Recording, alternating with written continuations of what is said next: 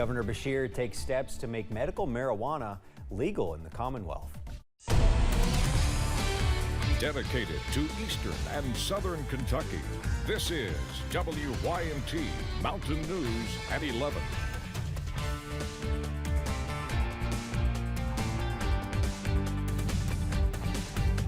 Good evening, I'm Keaton Hall.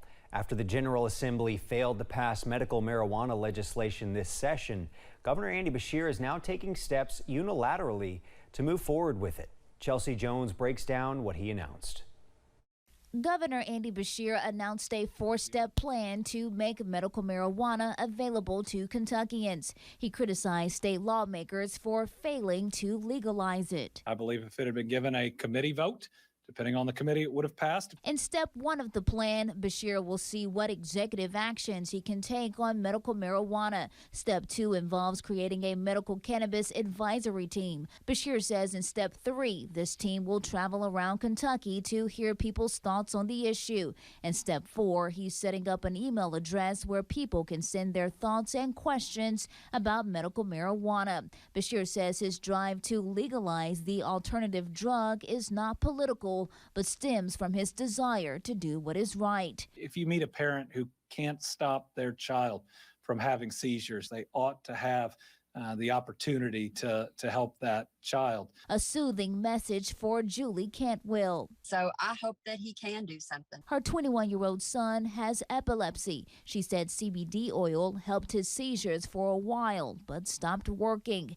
He tried medical marijuana in Colorado. It stops the seizures, but of course he doesn't want to be a criminal. Beshear says his administration will spend the next 2 months working through his medical marijuana plan. In Frankfort, Chelsea Jones, WKYT. In a statement released tonight, Senate President Robert Sivers says the governor, quote, simply can't legalize medical marijuana by executive order, end quote. Governor Beshear says he isn't advocating to legalize recreational marijuana, but does support decriminalization. Kentucky's new abortion law has been put on hold for now. The law that went into effect April 15th bans most abortions after 15 weeks of pregnancy. It also restricts clinics from prescribing abortion medication and makes it more difficult for a minor to get an abortion. Planned Parenthood and the American Civil Liberties Union filed lawsuits challenging the law. They argued that it violates the Constitution and that compliance was not possible since state agency forms and processes were not yet available. On Tuesday, a federal judge responded by granting a temporary restraining order that blocks the bill from being enforced.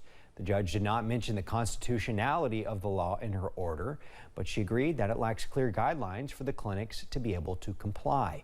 The restraining order will remain in effect no longer than 14 more days.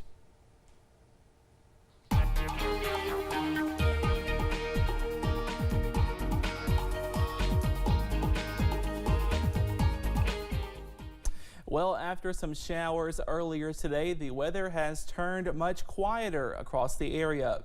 Let's take a look at that camera over at Whitesburg. Current temperature still pretty mild for this time of the day, sitting at 64 degrees, that calm wind and a dew point at 55 degrees. So moisture will be increasing as we go through the rest of the area overnight tonight.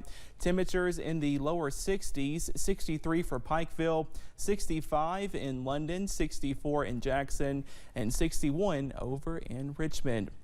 Up on satellite and radar, had a few sprinkles earlier today, but those are now well off to our east, and we are looking at a mostly cloudy sky into tonight. We do have a dense fog advisory near I-64, watching out for some areas of patchy fog through the overnight hours, but the weather stays quiet. We stay under a mostly cloudy sky. Temperatures falling into the middle 50s, and we stay dry through the rest of tonight as well.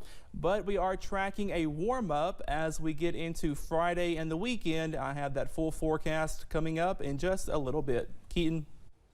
It's pretty comfortable out right now. Thank you, Cameron. Pikeville's Hillbilly Days Festival just wrapped its first day after taking a hiatus the last 2 years due to the pandemic. Visitors gathered around the downtown area, taking in the sights, sounds, and smells that only come with Pike County's favorite festival. While some say it was just good to be back to what they remember, there's a nice mix of new faces as well, who say it's turning out to be everything they expected.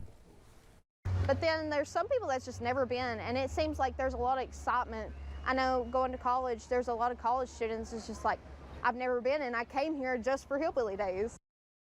The festival continues tomorrow and Saturday.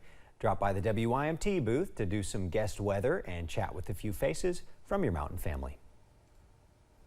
The Kentucky River Regional Animal Shelter is a nonprofit organization that heavily relies on the help of volunteers and rescue partners. And right now, the shelter is asking for community support for a new project. The shelter is launching a Furry Friends Fence project, a fundraising campaign that aims to provide a perimeter fence and running lots for the dogs and an enclosed outdoor area for the cats. Those with the shelter say this project can help keep animals happy, healthy, and increase their chances of getting adopted. If they get to go out, they're like, hey, this is a happy place down here. I'm going to be good to people. I'm going to be able to play, and I'm not going to get depressed. Mullins adds that the shelter's Facebook page has more than 16,000 followers. So if every follower gave $1 or $2, they'd be able to raise enough money for the campaign in no time. 40 vendors and nearly 400 people were at Health and Wellness Fair in Manchester on Thursday. WYMT's Zach Hawk was there and has more from the healthcare providers serving southern and eastern Kentucky. Volunteers of America Mid-States with the Kentucky Beverage Association and Devisis are promoting the Healthy Mouth, Healthy You campaign. People were even able to get a free screening and cleaning at the fair. It's really important to get your mouth screened, to know what's going on in your mouth and see what kind of work you need to get done. And we're also doing cleanings for children under the age of 12, and it's important to get a dental cleaning twice a year. Oral health vendors also had giveaways and information on keeping your mouth healthy and how that ties into overall health, which organizers say is a major reason for the fair. We decided to have this wonderful health and wellness event today since it is Child Abuse Prevention Month. We're focused on all things health and wellness, not just your oral health, but your overall body health. Organizers say child abuse prevention includes making sure kids get the medical attention they need and also that they stay safe in their activities. We have the great partners from the University of Kentucky here. They're giving away car seats and bike helmets and really promoting health and safety for all of our families here. Making sure kids are in the building, Aetna Health officials had two $3,000 giveaways for local schools based on attendance. The schools can use this however they see best suited to support their students, and that's going to be another exciting part of this, to see how the schools implement this gift to have the highest impact for their students. The winning schools will be announced on Friday. In Manchester, Zach Hawk, WYMT Mountain News. VOA Mid-States officials told us this is just one step towards connecting with the community and spreading awareness about their services to protect children and improve the health of Kentuckians. One local country music star is giving back to their community. Award-winning country icon Chris Stapleton is an alum of Johnson Central High School and is known to give back to his alma mater. This year's no different.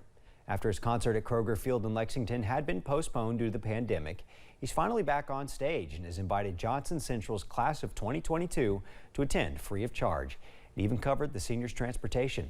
Johnson Central principal Justin Arms said when he let the seniors in on Stapleton's plans, they were left speechless.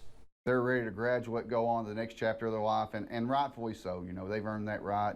It's an exciting time for them. But whenever I told them about Chris offering to provide tickets and transportation for them to go to the concert this Saturday, they were really kind of in awe, and I think that may be the quietest that I've actually ever heard that group. Senior Sydney May says this was an amazing opportunity to make lasting memories with their senior class, and she's excited to go to the concert on Saturday.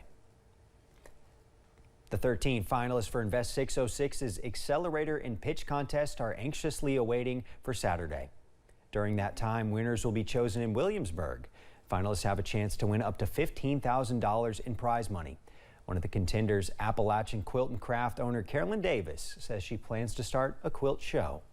I have a shop hop with 6 other shops that's occurring in July, and if we had a quilt show in the area, it would help all of us. It would amplify the impact so that everybody could benefit. Davis says she appreciates Invest 606 and the opportunities they've given for local businesses in Kentucky. While airlines are reporting a return to near capacity, it's not true for the hotel industry. A new report projects business travel to be 23% below its pre-pandemic levels in 2022. The American Hotel and Lodging Association says its industry has lost $108 billion over 2020 and 2022. There's optimism that leisure travel could recover to pre-pandemic levels later this year, but business travel, the hotel industry's largest source of income, will take significantly longer to recover. Sorry, Late Show fans, Stephen Colbert will not be hosting any shows for the next week. The talk show announced on Twitter that Colbert has tested positive for COVID-19. Because of this, tonight's show is canceled, so after this, you won't get to see it. Well, I think it'll be a rerun. Fans will not see a new show from him until next month. Colbert said he's feeling fine and also poked a little fun at his situation, joking that it just proves he would do anything to avoid interviewing Jason Bateman, one of tonight's reported guests. Coming up at 11, healthcare bills piling up for many in Kentucky. We take a look at the growing crisis in the Commonwealth. And lower 80s are possible this weekend. I have the full breakdown coming up.